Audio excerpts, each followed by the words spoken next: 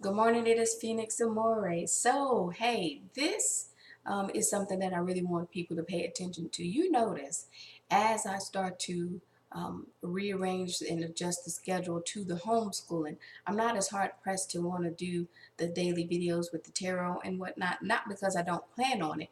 It's because one thing about the work-life balance that I've learned is not to completely overwhelm yourself with too many things. So I know I'm adding a new element into my daily schedule. I give myself permission a couple of days to say, hey, focus on that and then bring some of this stuff in. So now here we are this morning. And I want to break something down to people. When I started speaking about lyrics, remember I said it's an intuitive feeling. Now, I still need to give people the heads up. When I'm speaking about an intuitive feeling, you need to make sure you are sober when you're writing some of this stuff. Now, I know a lot of artists, a lot of lyricists, a lot of rappers, whatever you want to call it, feel like they write easier when they're high or when they're drunk. But remember that warning I gave a long time ago, when you start talking about being high or drunk, sometimes you have to be careful of what source you're getting your intuitive feeling from. It still applies the same way as if you were going to get a reading from somebody. And I'm talking about when I said a medium, being careful and really breaking this down for some people. And even some mediums understand this is not about trying to knock them. It is a cautionary tale to a lot of people when I start breaking it down truly on that spiritual level. So just like when I started talking about mediums and needing to be careful about what spirits they're supposedly speaking to, it's the same thing with the lyricist. When I said the intuitive feelings, what's your source? If you're high or drunk, it's a little bit dangerous sometimes. That's just real. So sometimes when people brag about, oh, so and so was just flowing off the top of his head and da da da da, and that boy was lit, and I'm like, you don't even realize maybe that source that they were connecting to at that time, putting those words and those intuitive feelings in that person.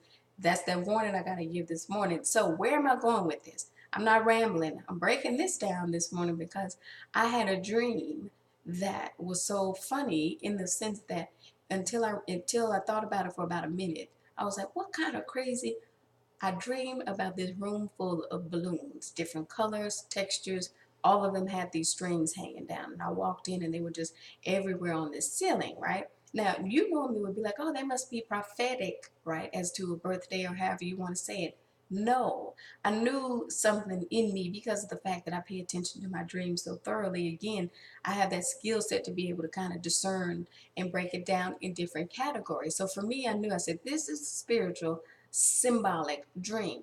This is what's so cool about lyrics. When you write them, okay, the way that I do, I take 2 minutes, sometimes 5 minutes, and I just start writing.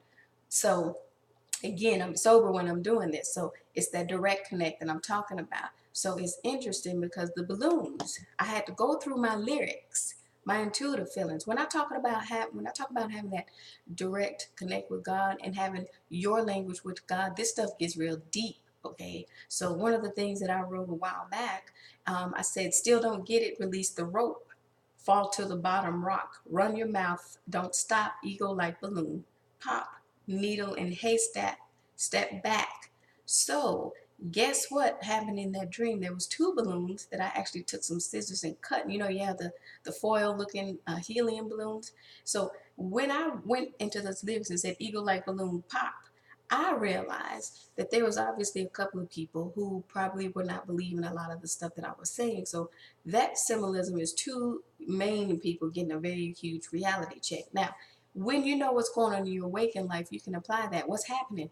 I took X out of school. I've taken him to the gym where now you had some of the kids at his old middle school there seeing me play. And then you had this other basketball coach that saw me play. And then you had this other dad that saw me moving and teaching X. So we now know that's gotten out. So clearly what that's telling me is there's two people who were completely adamant that, oh no, she can't this and that, who got a reality check. So me cutting the balloons, an action I took, deflated two people's ego.